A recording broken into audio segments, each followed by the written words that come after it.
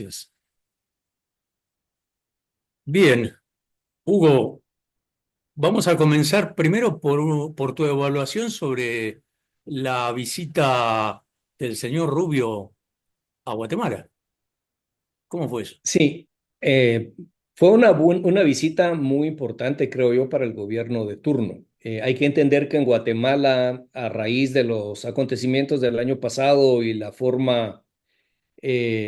transición bastante agitada que hubo de poder, los ánimos estuvieron bastante caldeados durante el proceso electoral. Se caldearon aún más en una transición muy larga de 6 meses entre el momento que gana Bernardo Arévalo y asume, y todo esto enmarcado dentro de un gran contexto donde hay dos fuerzas en contienda.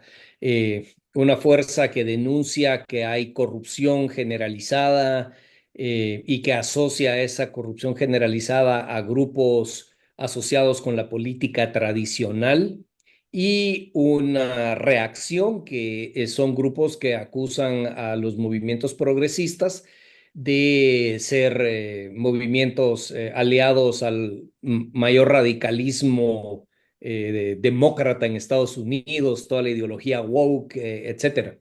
Entonces, dentro de ese contexto, se esperaba, la gente de más derecha esperaba que Rubio viniera con la espada desenvainada a poner en orden a Bernardo Arévalo y a demandarle lealtad al imperio, y que mover las fuerzas, el equilibrio de poder a favor de los grupos tradicionales de poder que básicamente han estado al frente de la política los últimos 20 años. Y sobre todo porque estos grupos de derecha conservadora están muy cercanos a Trump, cercanos al Partido Republicano, y Rubio, pues básicamente guardó un silencio sepulcral en relación a esto. No dijo absolutamente nada ni a favor ni en contra de estos grupos. Y eso de alguna manera deslegitima, o al menos le quita ímpetu a este asedio al que ha estado sometido el gobierno de Arévalo. Por el otro lado, también hay que decir que tampoco dijo nada, no dijo nada a favor de estos grupos, pero tampoco dijo nada en contra de estos grupos. Entonces, ahí los grupos cercanos al gobierno, que son muy críticos de la política tradicional, tampoco recibieron un espaldarazo directo como para pensar que iba a haber un cambio de marea. Entonces, ahí creo que en el balance, creo que gana más Bernardo que lo que ganan los grupos antagónicos. Y por otro lado, un movimiento de cierta manera inesperado para la gran mayoría fue este acuerdo de cooperación que se logra con Rubio en materia de seguridad, migración y proyectos de infraestructura, con un interés particular en seguridad nacional y hemisférica. Entonces, cuando se combina todo eso, me parece que Bernardo sale fortalecido. Ujú. Un año de Bernardo Arévalo, ¿no? ¿Y cómo va su batalla contra la corrupción? Mira, efectivamente, uno de los estandartes de Arévalo fue la consolidación de la democracia, la defensa de la democracia y el combate a la corrupción. Hay que entender que cuando se habla de combatir la corrupción estando fuera de la función pública, se tienen ideas generales y a veces vagas de lo que significa la corrupción ya en el engranaje interno de la maquinaria estatal. En ese sentido, Bernardo asume, crea una Comisión Nacional contra la Corrupción, que empieza a hacer investigaciones, empieza a hacer denuncias, por supuesto, pero que se topa con una poca atracción de parte de la Fiscalía, de parte del sistema de justicia.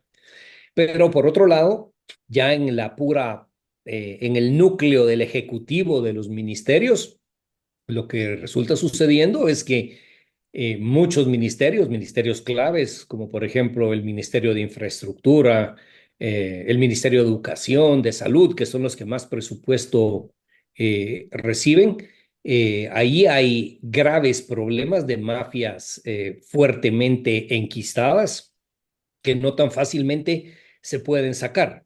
Entonces, ese es un primer problema que se tiene, que encuentras instituciones públicas muy, pero muy debilitadas, cooptadas, y muchas veces llegan funcionarios muy entusiastas, debo decir probos, pero sin experiencia y muchas veces sin el conocimiento interno de cómo funciona la cuestión pública.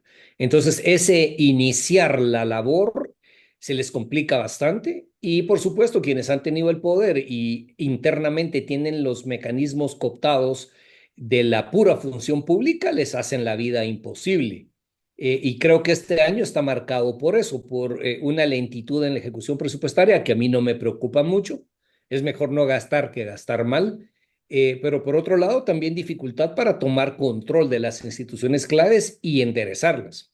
Ujú. Debo decir que quizás el control se ha tomado en las principales, pero enderezar y expulsar a esas mafias es muy, pero muy complicado porque tenemos un Estado muy débil y un Estado que tampoco eh, tiene una mayoría y un gobierno, un ejecutivo que no tiene una mayoría en el Congreso y que no tiene una colaboración directa y decidida de parte del sistema de justicia. Entonces, yo te diría que en términos del discurso, en términos de la convicción y en términos de las acciones, sí me atrevo a decir que es un gobierno que está luchando contra la corrupción. Me atrevo a decir que en su mayoría los funcionarios actuales no están buscando beneficios personales, pero en términos de los resultados concretos, hace falta mucho por ver, simplemente porque es muy extenso el fenómeno de la corrupción y se necesita todo un ejército de gente bien capacitada, experimentada, que tome control de las instituciones públicas y revierta una tendencia de 30 o 40 años. ¿Mm? Yo sé lo que me vas a contestar, pero para que lo desarrolles, ¿cuánta voluntad política le ves al Ministerio Público para investigar los casos que se denuncian? Sí, el Ministerio Público es un elemento esencial en todo esto, junto con la Contraloría General de Cuentas, el Tribunal de Cuentas, si le quieres llamar como se llama en otros países, eh, porque desde el Ejecutivo se pueden hacer las denuncias, desde el Ejecutivo se pueden visibilizar las malas prácticas, se puede visibilizar la corrupción, pero lo que no se puede es hacer la persecución por mano propia, así como tampoco la investigación de corrupción se puede hacer totalmente por parte del Ejecutivo, porque para eso tienes la Contraloría General de Cuentas. Y ahí básicamente estos son dos elementos que no están bajo el control de Semilla, sino más bien obedecen a la tendencia de los últimos 20 años y los grupos que han mantenido el poder. El Ministerio Público en particular le da prioridad y celeridad a las investigaciones que a ellos les interesan, Claro. que no necesariamente son las que plantea Semilla, y muchas veces hemos visto que no colaboran de manera oportuna con las denuncias que hace el gobierno de turno y otras muchas veces incluso sus acciones parecieran estar en ese límite entre lo que es ser neutro o favorecer Mm. a grupos que claramente se han beneficiado. Pero no solo eso, porque también el sistema de justicia también es un sistema de justicia que obedece o al menos responde jueces y sí, jueces muy importantes a los intereses de la política tradicional y hemos visto cómo casos de corrupción que el MP se investigó y demostró, vienen los jueces y no le dan ningún mérito. O sea que esto es una cuestión sistémica mucho más profunda. Sí, el Ministerio Público, si fuera, tuviera un compromiso más alineado a lo que tiene Semilla y de verdad existiera una independencia judicial, creo que se pudieran llevar las cosas de una manera más rápida y más profunda. Pero en todo caso, lo que corresponde al Ejecutivo es presentar las denuncias y más que eso, pues ya es intrometerse en áreas que no le corresponden. Ujú. Bueno, justo te iba a preguntar por el Poder Judicial. ¿Cuánto cambió después de las designaciones de las Cortes? Pues mira, lo que ha sucedido con el Poder Judicial es que es un deterioro constante de los últimos 25 años. Tenemos un sistema de nominación de los magistrados supremos a la Corte básicamente politizado, donde los grupos de interés ponen a sus jueces El hecho que se haya renovado la Corte, porque la anterior ya había superado su periodo, eso es bueno, es una buena señal en ánimos de mantener la institucionalidad aparente, podríamos decir. Pero quienes llegan, al final de cuentas, tampoco hacen una diferencia. En términos de tener un sistema de justicia y una impartición de justicia distinta a la que hemos tenido en los últimos 20 años, no hay diferencia alguna. En esencia, los compromisos que tienen quienes llegan a la primera magistratura de la Corte de Justicia son compromisos con grupos políticos fuertes y aquí en Guatemala, como en toda Centroamérica, salvo Costa Rica, los movimientos políticos, los partidos políticos tienen nexos muy fuertes con el crimen organizado. Entonces, pues sí se cumple el formalismo. En cuanto al formalismo, qué bueno, porque al menos se guardan las apariencias, pero en términos de los resultados, la elección de una nueva corte que cumpla con el mandato como manda la Constitución y que no se y que se terminara el periodo anterior de la Corte que se extendió, esa es una buena seña, pero en términos concretos no hay un cambio sustantivo. Ujú. En el Congreso Nacional, ¿cómo ves las necesarias y peligrosas alianzas de Semilla con otros partidos para lograr algún tipo de consenso de mayoría? Sí, mira, yo cabalmente, utilizando un eslogan de una famosa tarjeta de crédito, dice, hay cosas que el dinero no puede comprar, pero cuando se trata de dinero público, todo está a la venta. Yo o al menos la impresión que yo tengo, que es una impresión compartida por muchos, es que el grupo del oficialismo, porque no son bancada por los problemas legales que tienen una gran ventaja, que tienen la chequera. Y teniendo la chequera, entonces son los que pueden invertir más en la configuración de una agenda legislativa que le favorezca a los intereses de Semilla. Y en ese sentido, lo que se dice vulgarmente es que estos chicos aprendieron a aceitar la maquinaria, así como la aceitaban los anteriores. Yo digo esto, alianzas profanas, porque uno no esperaría que se junten este tipo de grupos que han sido antagónicos, que han estado siempre en contra de las malas prácticas del Congreso y ahora se hagan cargo de ellas, pero también siendo honesto, la política es como es y con tal de ganar gobernabilidad, pues han tenido que hacer. A mí lo que me preocupa de esta forma de aceitar la maquinaria, que es un toma y daca, porque si tú ves la configuración de las leyes que se han aprobado, hay leyes que favorecen al sector privado, pero por el otro lado, leyes que perjudican al sector privado, leyes que favorecen iniciativas de transparencia, o fortalecimiento institucional y leyes que van totalmente al contrario. O sea que el dinero te compra voluntades, pero también en un Congreso tan fragmentado con 17 facciones políticas, también el Congreso tiene su propia dinámica, su propia vida y son capaces de aprobar lo que se les ocurre y se les venga en gana, independientemente de cuánto dinero pueda tener el gobierno para eh, no estoy diciendo corrupción, pero estoy diciendo obras, estoy diciendo programas que claramente tienen una intencionalidad política. Habrá que ver que en el paso del tiempo, si es que no llegan, si no empiezan a relucir escándalos como los que siempre han habido en el Congreso, que maletas de dinero y demás. Por de pronto, la oposición se queja de eso, pero en realidad no es que públicamente se sepa como hemos sabido en gobiernos anteriores. Ujú. El año que viene hay que cambiar al fiscal general. Todo un tema, ¿no? ¿Cómo te parece Sí, que será eso? es más complicado que eso, porque entre marzo y mayo de 2026 hay que designar al nuevo fiscal del Ministerio Público, a la nueva Corte de Constitucionalidad y al nuevo Tribunal Supremo Electoral. Te estás jugando básicamente tres órganos de control político importantísimos. Y desde ya estamos viendo nosotros las batallas que se van a venir con la elección de las comisiones de postulación. Mira, yo creo que lo que se juega ahí es una redefinición del equilibrio de poder. y ambos grupos, lo que aquí han denominado el pacto de corruptos y el grupo antagónico, que en este caso sería el grupo de Semilla y sus aliados, van a pelear la batalla al final con tal de cada uno llevar agua a su molino.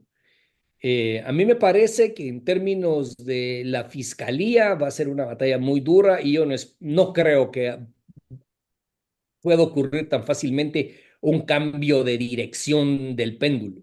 A lo mejor lo que se hace es que se logra minorar de alguna manera la notoriedad y protagonismo del Ministerio Público, pero no creo que se logre una ganancia absoluta de parte de los intereses cercanos a Semilla.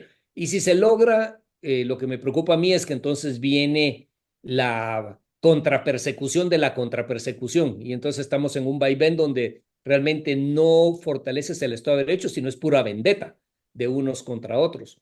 Lo mismo la Corte de Constitucionalidad, porque al final, bajo nuestro sistema de organización eh, jurídico, la Corte de Constitucionalidad es casi que la Corte Celestial en Guatemala.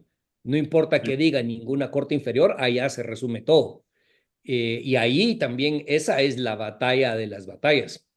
Eh, Hay que recordar que en la Corte pues son varios miembros, hay que ver cómo queda la conformación, lo mismo que en el tribunal.